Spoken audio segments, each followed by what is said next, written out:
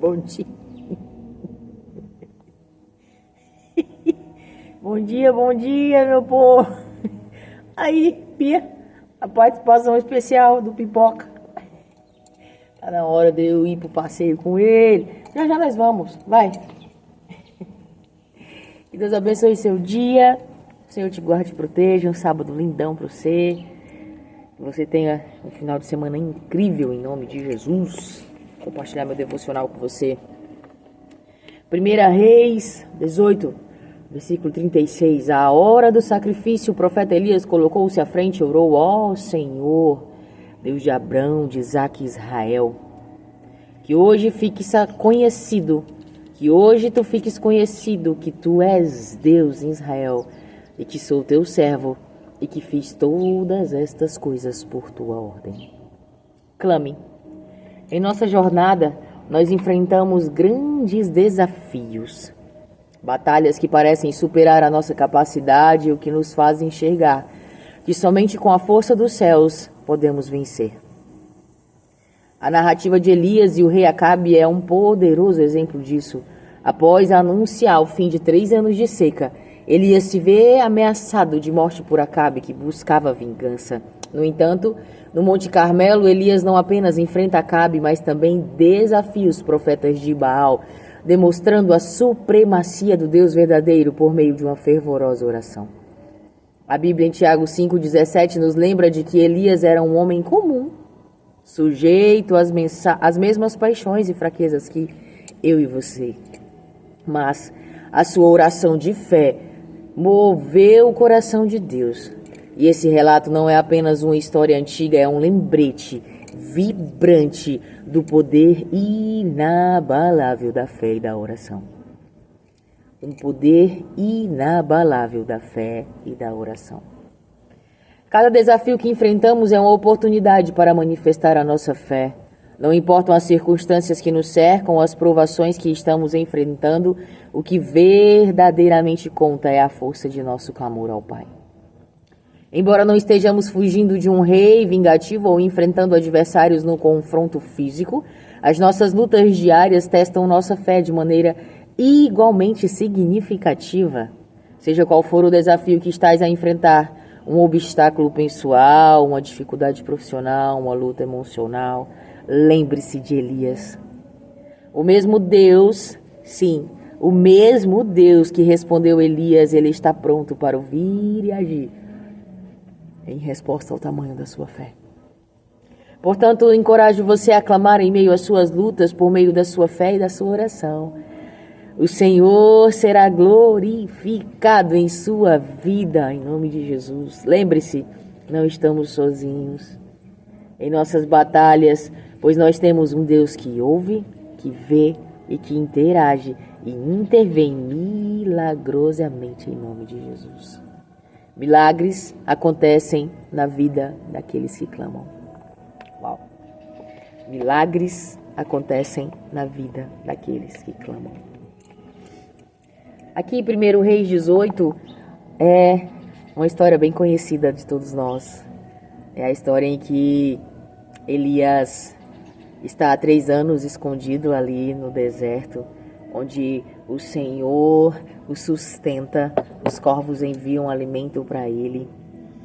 E aí, após esses 3 anos, Deus diz: Elias, tá na hora, bora voltar.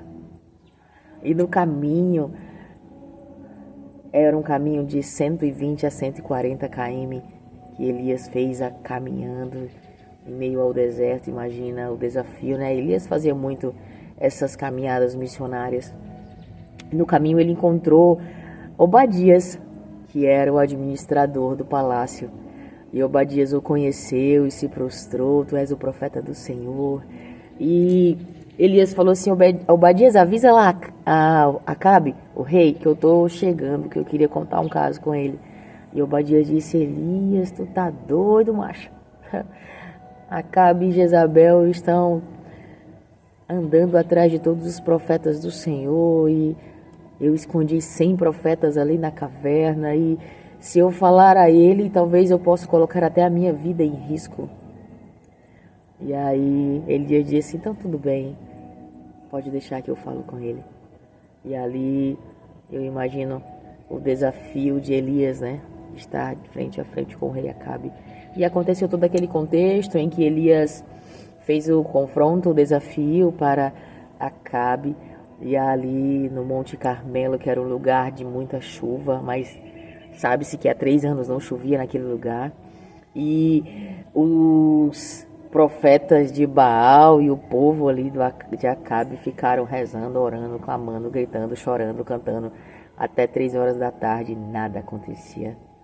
Diz que Elias zombou deles, não para caçoar ou tirar onda, mas para que eles percebessem quem era o Deus. E em uma oração simples, Elias falou: ó Deus, Deus de Abraão, Isaque e Israel. Sabe por quê? O Senhor não precisa de muita eloquência, sabe? Às vezes a gente pensa que precisa fazer um grande movimento e algo cheio de muitas estratégias, mas o Senhor, Ele às vezes precisa só de uma simples oração, de um coração contrito e verdadeiro. E disse que a presença do Senhor consumiu, desceu com fogo e até a água que estava ali no altar, que Elias mandou embebedar a madeira com bastante água, foi consumida. E ali Acabe, como tinha combinado, falou: Elias, pode fazer o que precisa ser feito com os profetas de Baal. E ali aconteceu tudo. E o Senhor ordenou que Elias falasse com Acabe para que ele fosse até Jezreel.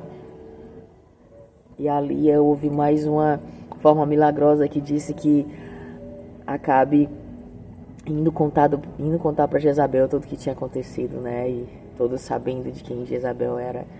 Disse que nesse percurso de 30 km, Acabe cingiu os lombos. Elias, cingiu os lombos e correu mais rápido do que a carruagem de Acabe. Menino, tu já pensou? A pessoa por 30 km correr em uma velocidade média maior do que uma carruagem. É só o amor, o zelo e o cuidado do Pai, né, sobre as nossas vidas. É sobre esse zelo, esse amor e esse cuidado de Deus, sabe? Em Deuteronômios 13, do 13 ao 18, fala sobre isso. Fala sobre Elias. Nessa conversa, ele fala para Acabe que a culpa desses 3 anos de seca, dessa situação, era dele, porque ele esteve em um período de profanação. Ele deixou de honrar ao Pai, né? Ele estava adorando outros deuses. Ele estava idólatra. E Acabe não gostou nada disso. E é sobre esse zelo e esse cuidado, sabe? Elias era um homem comum como nós, mas que estava obediente ao sim do Senhor. Porque eu imagino que eu ia ficar desafiando Deus. Deus, o Senhor tá doido? O povo tá querendo me pegar e o Senhor quer que eu volte pra lá? Para de graça. Porque às vezes eu tô em alguns desafios, eu digo: Deus, para de graça. Já tá bom. Não tô aguentando mais, tá chato. Mas o Senhor, mediante a nossa obediência, Ele nos usa de maneira extraordinária para fazer com que o propósito dele seja cumprido, até para uma nação.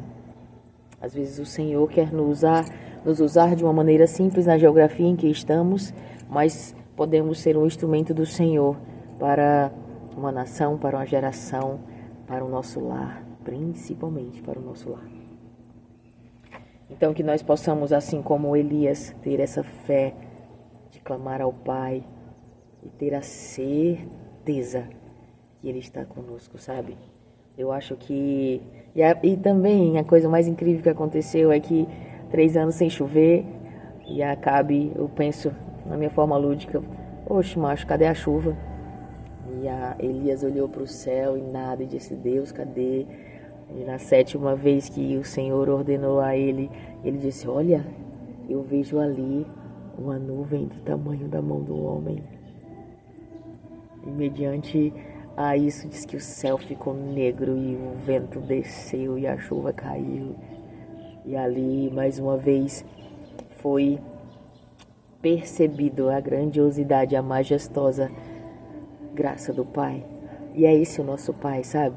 Esse o nosso Pai que comanda, ordena o fogo, a terra, os céus, a água. E é Ele que está cuidando de mim e de você. É Ele que está no zelo, no cuidado sobre as nossas vidas. E que nós possamos clamar, que nós possamos orar, que nós possamos aumentar o nosso nível de fé. Que se for preciso que andemos 120 km a pé para ir de encontro ao exercício e a identidade de filhos do Pai, sabe?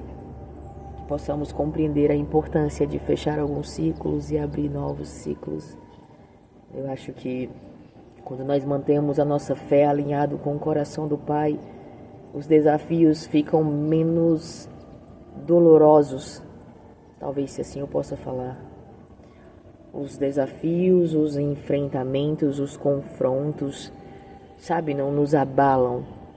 Ele nos enche de paz, aquela que excede todo o entendimento, sabe? Os desafios interpessoais, então, que são diários, né?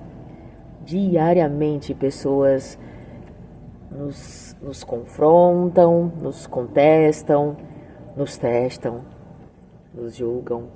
E eu acho que é no silenciar que a sabedoria do Senhor exala, sabe? Esses dias no meu trabalho houve uma questão e eu fui conversar com a pessoa porque o meu nome estava na roda e ela alterou o tom de voz comigo e eu disse para ela: quando tu souberes conversar, eu estou disponível, porque nem os meus filhos, um de 13 e um de 10 anos, alteram a voz e eu não converso com ninguém nesse nível que você está falando. Quando tu quiser conversar, sentar à mesa e conversar como duas mulheres, mães de família, mulheres inteligentes e sábias para resolver tamanha situação que é tua, porque eu estou completamente em paz e eu não tenho nada a ver com isso. Eu estou disponível. Deus te abençoe. Levantei. Pronto. É assim que a gente resolve, sabe por quê? Porque às vezes a gente perde alguns estágios no caminho pela nossa ignorância, pela nossa intolerância, pela nossa impaciência, pelo nosso julgar. Porque a minha vontade era de falar muita coisa ali naquele momento, de provar para ela por A mais B, mostrar o meu celular e blá blá blá blá, mas não adianta você perder a sua voz com o tolo, não adianta, é em vão e aquilo vai contaminar você também, porque vai tirar você do prumo, vai tirar a sua paz, vai levar pensamentos intrusivos a você, porque de uma certa forma, quando tu não exala a sabedoria do Pai, tu está sendo contaminado por aquilo que não é nada parecido com Yeshua. A minha máquina começou a bater e ela faz muito barulho. Foi embora. Um final de semana lindão para você, que você possa perceber, sentir e ver a presença do Pai em tudo que fores fazer. Que você seja gentil, generoso, paciente, amoroso. Que você possa ter a certeza de que o seu Pai, aquele que é dono e que governa e que comanda os céus e a terra, é o seu protetor, é o seu Paizinho. E Ele está só te esperando para sentar à mesa com você e partilhar contigo das maravilhosas e extraordinárias coisas que Ele fará sobre ti. Deus te ama. Bom fim de semana. Clame, ore, não desista. Não desista, mantenha sua fé todo dia, o dia todo, o tempo todo. Seja uma mulher sábia para o seu lar, para o seu esposo, para os seus filhos, para o seu ambiente de trabalho, que você possa ser um instrumento de sabedoria e discernimento do Senhor, aonde tu fores. Shalom. Bom fim de semana.